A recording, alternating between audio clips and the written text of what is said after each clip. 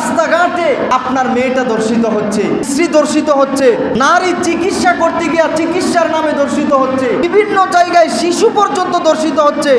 সন্তানকে অবৈধ সম্পর্ক করে সন্তানকে ডাস্টবিনে ফেলে দিতেছে। এই রকম খারাপ পরিস্থিতি আপনি দেখে বলতেছেন, হ্যাঁ এগুলো তো আইয়ামে জাহিলিয়াতকে হার মানাইছে।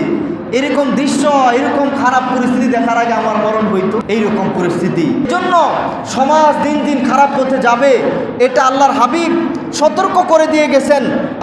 প্রিয় নবীজির আরেকটা হাদিস শুনেন, বুখারী শরীফের ৭,১১৫ নম্বর হাদিস। আল্লাহর প্রিয় হাবিব আমাদের দুকুলের সাথে আমাদের কলিজার টুকরা নয়নের মণি দুজাহানের বাদশা নবীজি সাল্লাল্লাহু আলাইহি সাল্লাম বলেন, লা তাকুমুস সাআ হাত্তা ইয়ামুরুর রাজুলু বিকবরির রাজুলি ফায়াকুল ইয়া লাইতানি মাকানা, ইয়া লাইতানি মাকানা। কত ভয়ানক হাদিস।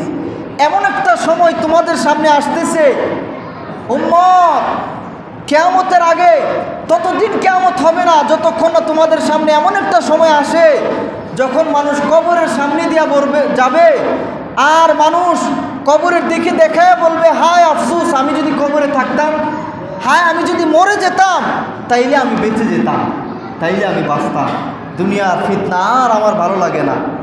এত ফিতনা, এত সমস্যা মানুষের মধ্যে, এত ফিতনা, চতুর্দিকে এত অন্যায়, অবিচার, জুলুম, এত আমানতের খেয়ানত, মানুষের মধ্যে এত প্রতারণা, বাটপারি বেড়ে গেছে।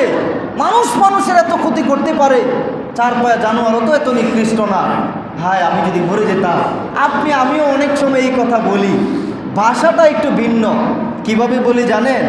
ধরেন আপনার সন্তান কথা শুনে না, ছেলে মেয়ে, আপনি চান ভালোভাবে চলুক, ভালো একটা মানুষ হোক, যাতে আপনি গর্ব করতে পারেন দুনিয়া ও আখিরাতে।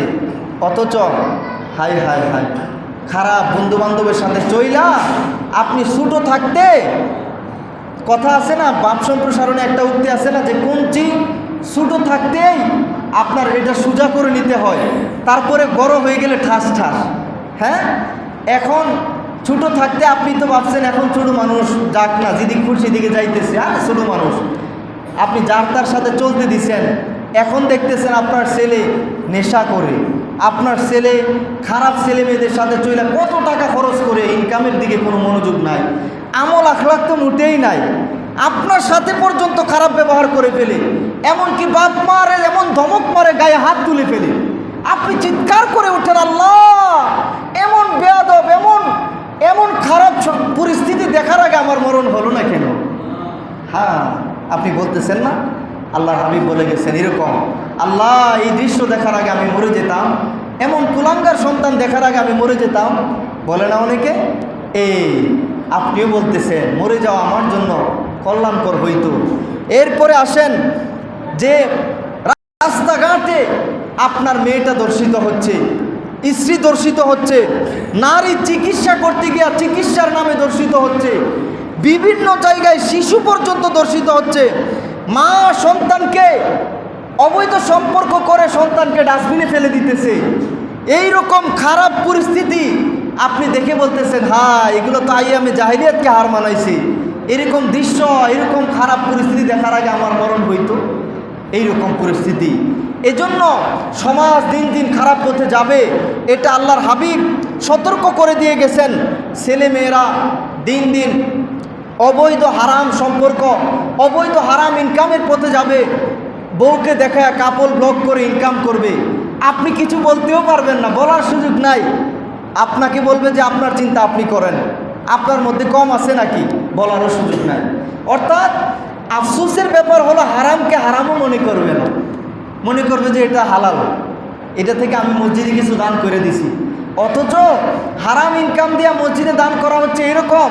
আপনি নামাজে আসতেছেন, কাপড়টা একটু ময়লা লাগছে, আপনি প্রস্রাবের পানি কতগুলো বালতিতে জমা ছিল, প্রস্রাবের পানি দিয়া ভালো করে কাপড়টা খলায়া ধুইয়া পয়রা নামাজে চলে আসছেন। এখন এটা থেকে কি সুগন্ধ সরাবে না দুর্গন্ধ? দুর্গন্ধ সরাবে। প্রস্রাব জমা ছিল রাত্রে, বৃদ্ধ মানুষ একটা বালতিতে প্রস্রাব করছে, আপনি পানি মনে করে এটা থেকে ধুইয়া মসজিদে আসছেন। গন্ধ কি সুগন্ধ না দুর্গন্ধ? দুর্গন্ধ। এখন আপনি হারাম টাকা থেকে আপনি কোটি টাকা দান করেন, এটা সুগন্ধ ছড়াবে না, দুর্গন্ধ। ইমান চলে যাবে, ইমান থাকবে না আপনার। আপনার হারাম ইনকাম ছেড়ে দিতে হবে, প্রয়োজনে আপনি 1 টাকা দান করেন হালাল পথে, এটা আল্লাহর কাছে বড় দামি। আপনি একবেলা কম খান, এরপর হারাম খায়েন না। আপনি দুনিয়ার টাকা পয়সা স্বর্ণালঙ্কার কত সুন্দর করে লুকায় রাখেন, আপনার বউটারা আপনি ফেসবুকে দেখান, আপনার বউটারা আপনি বিয়ের অনুষ্ঠানে গিয়া সুন্দর করে সাজায় নিয়ে যান, সবাইরে দেখান, দেখো আমি জিতছি, আমি কত সুন্দর মেয়ে বিয়ে করছি, দেখো আমার বউ কত সুন্দর। কত নির্লজ্জ, কত কম আকল হলে মানুষ সম্ভব। মানুষ টাকা পয়সা স্বর্ণালঙ্কার কত সুন্দর লুকায় রাখে, অথচ কোরআন হাদিস আল্লাহর হাবিব কত বারবার আপনার অনুরোধ করে গেছে জাহান্নামের আগুন থেকে বাঁচতে তোমরা তোমাদের অধীনস্থ নারীদেরকে, বউদেরকে, তাদেরকে যদি পর্দায় না রাখো তাহলে তুমি নিজেও দায়ুস হবা।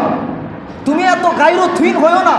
গায়রুথীন উম্মতকে তো আমি উম্মত স্বীকারই করব না, দায়ুসের দিকে তো আমি তাকাবই না, আল্লাহ তাকাবেই না। এই জন্য দায়ুস হয়েন না। আপনি আপনার মা বোনদেরকে নিয়ে মাঝে মধ্যে একটু বসেন, আখিরাতের আলোচনা করেন। আল্লাহ না করুক এরপরেও যদি না শুনে তাহলে আপনি কিছুটা বাঁচার রাস্তা পাবেন, কারণ আপনি তো চেষ্টা করছেন। এখন আপনি যদি আরও সাজায় পাঠান, আরও সুযোগ দেন, বেখবর থাকেন যে আমার আমল, আমি তো তাসবিহ জপি, আমি তো দান করি, তাহাজ্জুদ করি, হবে না। কারণ আপনার অধীনস্থ ছোট বোনটা, আপনার অধীনস্থ বউ ভাবি যারা আছে তাদেরকে ঠিক করার দায়িত্ব আপনার মধ্যে আছে। কু আনফুসাকুম ওয়া আহলিকুম নার।